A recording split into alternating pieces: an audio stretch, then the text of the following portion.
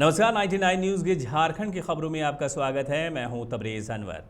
त्रिस्तरीय झारखंड पंचायत चुनाव के पहले चरण की 9,819 सीटों पर आज राज्य के 21 जिलों में मतदान संपन्न हुआ। इसमें 52,22,815 मतदाताओं ने गांव की सरकार चुनने के लिए अपने मताधिकार का प्रयोग किया।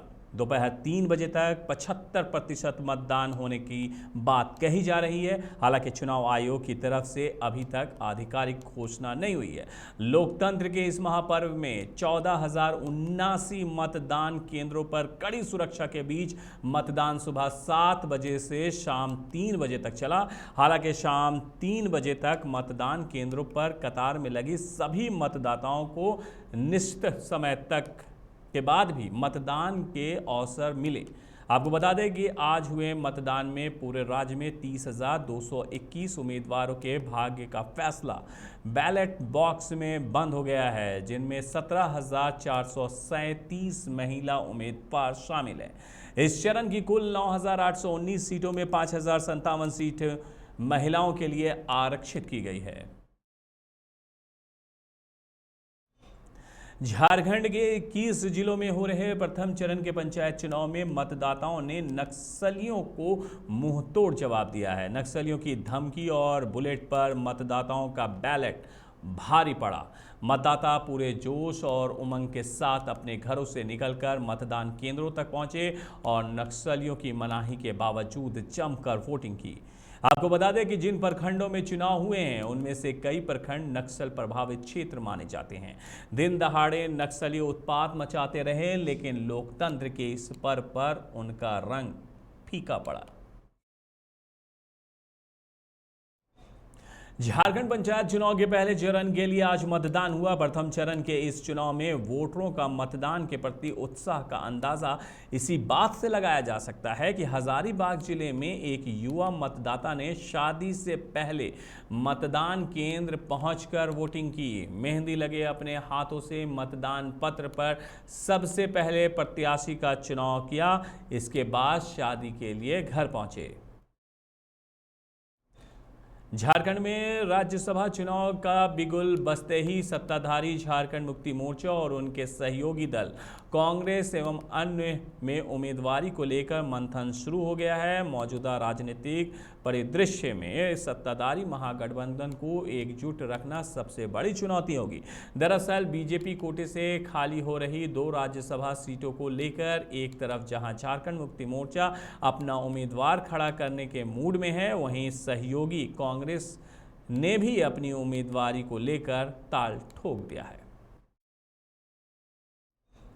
झारखंड के बहुचर्चित 34वें राष्ट्रीय खेल घोटाले की जांच कर रही सीबीआई की टीम शुक्रवार को भवन निर्माण विभाग से कई अहम दस्तावेज लिए हैं, जिसकी जांच चल रही है। मामला मेगा स्पोर्ट्स कॉम्प्लेक्स निर्माण में अनियमितता से संबंधित है, जिसका अनुसंधान सीबीआई के पटना स्थित भ्रष्टाचार निरोधक ब्यूरो के डीएसपी सुरेंद्र दीपावत कर रहे हैं। पूरा मामला धोखाधड़ी, आपराधिक साजिश रचने और पद के दुरुपयोग से संबंधित है। सांसद निशिकांत दुबे ने आज पेयजल स्वच्छता मंत्री मिथिलेश ठाकुर को गढ़वा डीसी द्वारा क्लीन चिट दिए जाने के मामले में ट्वीट किया है। उन्होंने अपने ट्वीट में दावा किया है कि गढ़वा डीसी द्वारा दिए गए क्लीन चिट को चुनाव आयोग ने नहीं माना है। उनके अनुसार आयोग मिथिलेश ठाकुर को सदस्यता रद्द करने को लेकर नोटिस भेजने की तैयारी कर रही है। उन्होंने ये भी कहा है कि इस मामले में गढ़वा डीसी के विरुद्ध भी कार्रवाई होगी। आपको बता दें कि मंत्री मिथिलेश ठाकुर के खिलाफ भारत निर्वाचन आयोग से शिकायत की गई कि उन्होंने लोक प्रतिनिधित्व कानून 1951 का उल्लंघन किया है। उन्हें इस कानून की धारा 9A के तहत अयोग्य घोषित कर उनकी सदस्यता समाप्त की जाए। आयोग ने शिकायत के आलोक में झारखंड के मुख्य निर्वाचन पदाधिकारी से पूरी रिपोर्ट मांगी थी। इस पर मुख्य निर्वाचन पदाधिकारी के रवि कुमार ने गढ़वा डीसी को इस मामले में विधिसम्मत कार्रवाई करने को कहा था। जमशेदपुर के मानगो में उस वक्त सनसनी फैल गई जब एक महिला का शव उसी के घर से मिला। मानगो के एमजीएम थाना क्षेत्र के कालाझोर में महिला मालती देवी की हत्या गर्दन काटकर की गई थी। इसके हाथ की उंगली पर भी गहरे जख्म के निशान मिले हैं। शरीर पर जगह जगह जख्म मौजूद है। उसकी धारदार हथियार से हत्या की गई है। ये हथियार चाकू या दांव हो सकते हैं। घटना शुक्रवार मध्य रात की है। रांची जिले के सुखदेव नगर थाना क्षेत्र में अपराधियों ने सिर पर रॉड मारकर एक युवक की हत्या कर दी। मृतक की पहचान चंदन साहू के रूप में की गई है। पुलिस से मिली जानकारी के अनुसार मृतक का शव शनिवार की सुबह मधुकम के खजूरिया मैदान से बरामद हुआ है। मृतक मधुकम इलाके के साई विहार कॉलोनी का निवासी था और वहां उसकी सीमेंट की दुकान थी। हत्या के कारणों का पता अभी तक नहीं चल पाया है। सुखदेव नगर थाना की टीम मौके पर पहुंचकर घटना की जांच कर रही है।